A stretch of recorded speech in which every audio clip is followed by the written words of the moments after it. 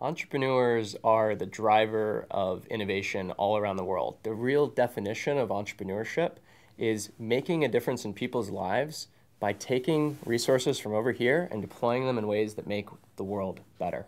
Entrepreneurs are the driving force for innovation all around the world, and that's what we're here to talk about here at the Global Accelerator.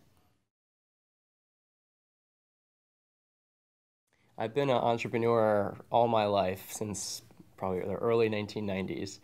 And when I saw that the United Nations was serious about working with entrepreneurs and innovators to create a better world and to forge public and private partnerships, not just with large corporations, but with small businesses and entrepreneurs making a difference in technology and all across the developing world, I said, you know what, I want to jump on board. I did some work in East Africa in 2008, 2009, 2010, making angel investments in solar lighting companies, financial inclusion companies. And so when Elizabeth Gore here at the UN Foundation said, come join the Global Entrepreneur Council, I jumped on board.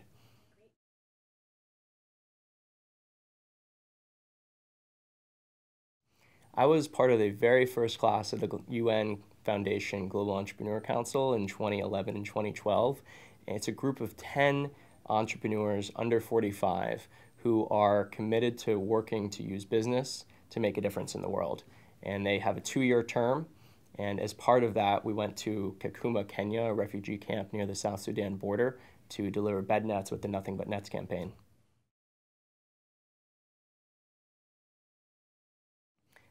The global issues that keep me up at night are climate change and how we can create a world that is sustainable, prosperous, and abundant for all people, in which every human being can have access to basic human needs like food, water, shelter, electricity, internet, and what they need to be a creator and an innovator themselves.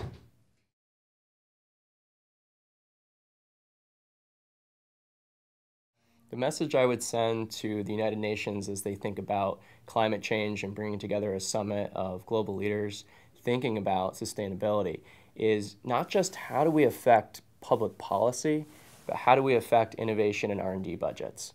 Because when the cost per kilowatt hour of solar power or wind power is lower than the cost per kilowatt hour of fossil fuel electricity, that's when you'll see renewable energy go from 1% of the world's electricity to 50% of the world's electricity. So look at both policy and how policy can impact business innovation.